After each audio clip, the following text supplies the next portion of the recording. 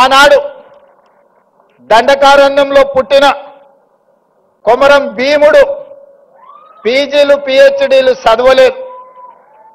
సామాన్యుల గుండె చప్పుడుని అర్థం చేసుకున్నాడు. కొమరం భీముడు ఆనాడు జల్ జమీన్ జంగల్ అనే ఒక నినాదాన్ని ఆనాటి పాలకుల మీద, ఆధిపత్యం చెలాయించిన వాళ్ళ మీద ఉద్యమాన్ని ఊపిరిగా తీసుకొని, పోరాటాన్ని పునాదిగా వేసుకొని మర పిరంగులై పేలితే ఆనాటి పాలకులకు గజగజలాడిన అటవీ ప్రాంతంలో పుట్టిన అడవి బిడ్డ, ఆదివాసి బిడ్డ ఆధిపత్యాన్ని సహించలేదు అంటే ఈ నేలకున్న చరిత్ర ఎలాంటిదో నేను అంతర్జాతీయ ప్రముఖులకు చెప్పదలుచుకున్నా. ఆ తర్వాత నిజాములు, రజాకర్లు ఈ ప్రాంతం మీద ఆధిపత్యం చెలాయించడమే కాకుండా వారి రాచరికాన్ని నిలుపుకోవడానికి రాక్షస కృత్యాలకు పాల్పడుతూ ఈ తెలంగాణ ప్రజల మీద దాష్టికాన్ని ప్రదర్శించారు. ఆనాడు చదువుతో సంబంధం లేని దొరల గడీలలో వాళ్ళ పాదాల కిందతో నలిగిపోతున్న సందర్భంగా రైతులంతా ఏకమై సాయుధ రైతాంగ పోరాటాన్ని నిర్మించి భూమి కోసం, భుక్తి కోసం, విముక్తి కోసం ఆకాశమంత ఎత్తున ఉద్యమాన్ని చేపట్టిన చాకలి ఐలమ్మ, దొడ్డి కొమరయ్య ఇలాంటి పోరాట యోధులు మనుల కోసమో, మాణిక్యాల కోసమో, మక్తాల కోసమో, జమీన్ల కోసమో, జాగీర్దార్ భూముల కోసమో కొట్లాడాలి. వాళ్ళ మీద ఆధిపత్యం చెలాయిస్తున్న దొరల గడీల మీద పిరంగులై పేలి గడీలను నేలమట్టం చేసి మనకు ఒక స్వతంత్రాన్ని సిద్ధింపజేసిండ్రు. సాయుధ రైతాంగ పోరాటం అది. ఆ తర్వాత ఉమ్మడి రాష్ట్రంలో మంచి జరుగుతుందని, సామాజిక సమస్యలు పరిష్కారం అవుతాయని, తద్వారా మన జీవన ప్రమాణాలు పెరుగుతాయని 6 దశాబ్దాలు ఎదురు చూసినాం. ఆశించిన ఆకాంక్షలు, మన ఆలోచనలు నీరు గారిపోవడంతో ఇక పోరాటమే ఊపిరిగా, ఈ పోరాటం ద్వారా అయినా మన సమస్యలు శాశ్వతంగా పరిష్కారం కావాలి, ఇక దానికోసం నడుము బిగించాలని ఉస్మానియా కాకతీయ యూనివర్సిటీల విద్యార్థులు నడుము బిగించారు. మొదటి దశ తెలంగాణ ఉద్యమం కావచ్చు, మలి దశ తెలంగాణ ఉద్యమం కావచ్చు. మొట్టమొదట దండకారణ్యంలో ఒక విప్లవం పుడితే రెండవసారి నల్గొండ లాంటి జిల్లాలలో, గ్రామాలలో భూమి కోసం, భుక్తి కోసం, విముక్తి కోసం పోరాటాలు పుట్టినాయి. మూడవసారి ఈ ప్రజల గుండె చప్పుడు తెలంగాణకు గుండెకాయ లాంటి ఉస్మానియా యూనివర్సిటీ వేదిక మీద నుంచి ఇక్కడి విద్యార్థులే పోరాటానికి నడుము బిగించి మొదటి దశ తెలంగాణ ఉద్యమాన్ని ముందుకు నడిపించారు. ఆనాడు తెలంగాణ ఉద్యమ సమస్య శాశ్వత పరిష్కారం జరగకపోవడం వల్ల వందలాది మంది ఈ యూనివర్సిటీలో చదువుకున్న విద్యార్థులు అడవి బాట పట్టిర్రు, నక్సల్ బరి ఉద్యమాలను నడిపించారు. అందులో నుంచి పుట్టుకొచ్చిన వాళ్ళే గద్దరన్న లాంటి వాళ్ళు ఎంతో మంది ఈ సమాజానికి దిక్సూచులైన వాళ్ళే కాదు. ఈ ఉస్మానియా యూనివర్సిటీ గొప్ప ఆర్థిక మేధావి పివి నరసింహారావు గారిని, ఉత్తమ పార్లమెంటేరియన్ జైపాల్ రెడ్డి గారిని, పోరాటాలకు స్ఫూర్తినిచ్చిన జార్జ్ రెడ్డిని, ప్రజా యుద్ధ నౌక గద్దరన్నను ఈ యూనివర్సిటీ మనకు ఒక గొప్ప వరంగా ఇచ్చింది. చాలా మంది మేధావులు, ప్రపంచంలోనే గుర్తింపు పొందిన జ్ఞానులను ఈ యూనివర్సిటీ మనకు అందించింది. ఈ యూనివర్సిటీ మలిదశ తెలంగాణ ఉద్యమంలో మనల్ని అందరినీ ముందుకు నడిపింది.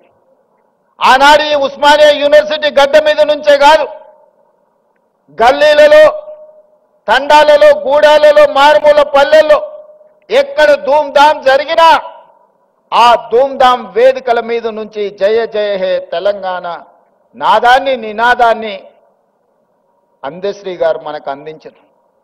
బడికే ఎల్లని ఒక పేదవాడి బిడ్డ గొప్ప ఆసు కవిగా తెలంగాణ ఉద్యమ స్ఫూర్తిని నింపి ప్రతి గూడెంలో, ప్రతి గుండెల్లో జయ జయ హే తెలంగాణ నినాదాన్ని నింపి తెలంగాణ రాష్ట్రాన్ని సాధించడంలో బడికెళ్ళని అందశ్రీ ప్రతి బడిలో ఈ తెలంగాణ నినాదాన్ని ఈరోజు వినిపించే పరిస్థితి ఈ ఉస్మానియా యూనివర్సిటీ కల్పించింది.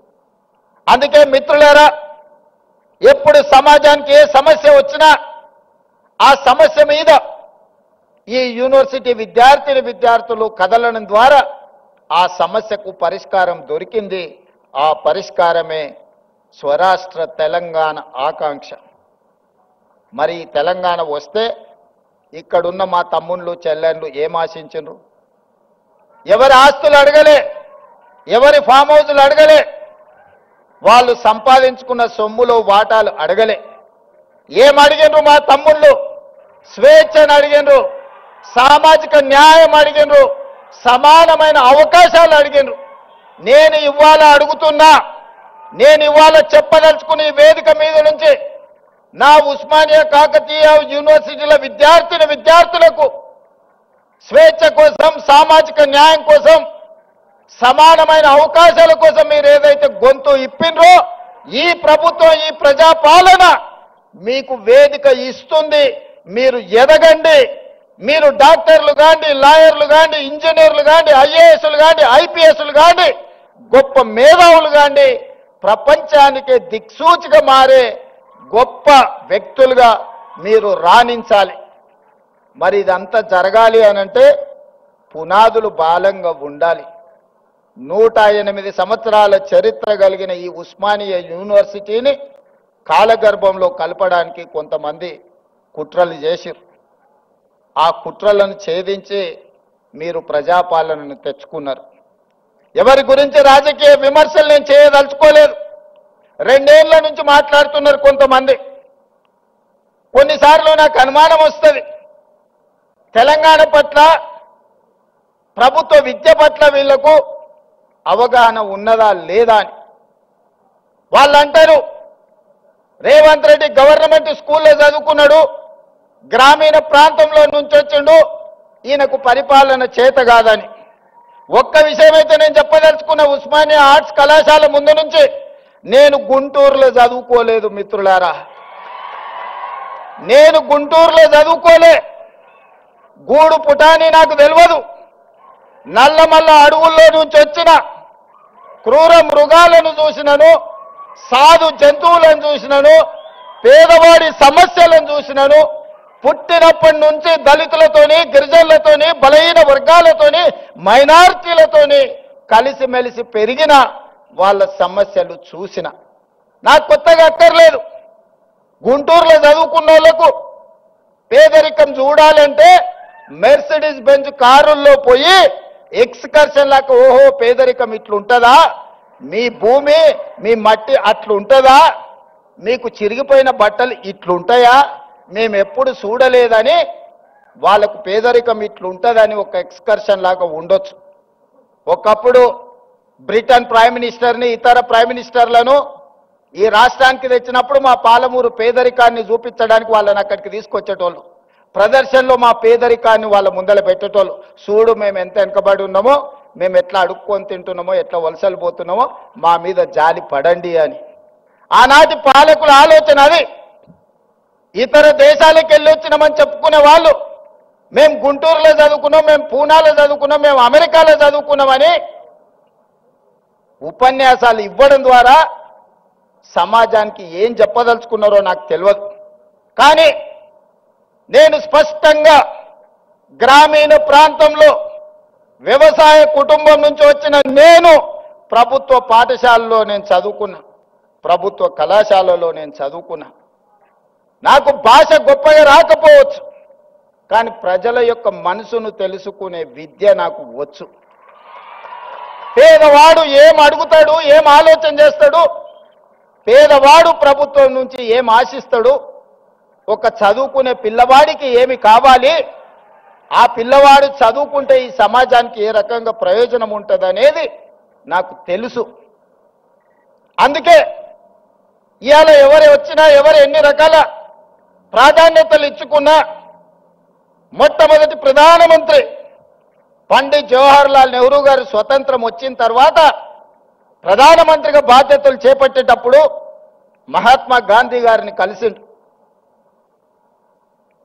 బాబూజీ, నేను ప్రధానమంత్రిగా బాధ్యత తీసుకుంటున్నా, మీరు నాకు ఇచ్చే సలహా ఏమిటి అని మహాత్మా గాంధీ గారు ఒక మాట చెప్పారు. పరిపాలనలో నువ్వు తీసుకునే నిర్ణయం తీసుకునే ముందు నీ నిర్ణయం పేదవాళ్లకు, నిస్సహాయులకు ఏ విధంగా ఉపయోగపడుతుందో ఆలోచన చేసి నీ కళ్ళ ముందు ఆ పేదవాడిని, నిస్సహాయుని గుర్తు తెచ్చుకున్న తర్వాత నువ్వు నిర్ణయం చెయ్యి, తప్పకుండా పేదలకు, నిస్సహాయులకు అది ప్రయోజనం చేకూరుతుంది అని.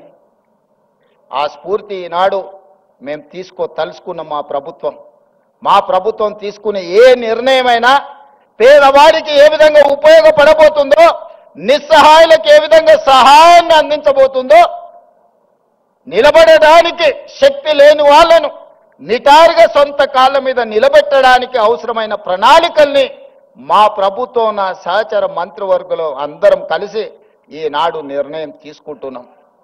అందులో భాగంగానే ఉస్మానియా యూనివర్సిటీకి ఆగస్టులో వచ్చినప్పుడు నేను చెప్పిన, ఒక ఆయన సవాలు విసిరిండు, శాతనైతే ఆర్ట్స్ కాలేజ్ దగ్గర పోయిరా అని. నేను వాళ్ళలాగా దొంగను కాదు, ఫామ్ హౌజులు కట్టుకోలేదు, గడీల లాంటివి నిర్మించుకోలేదు.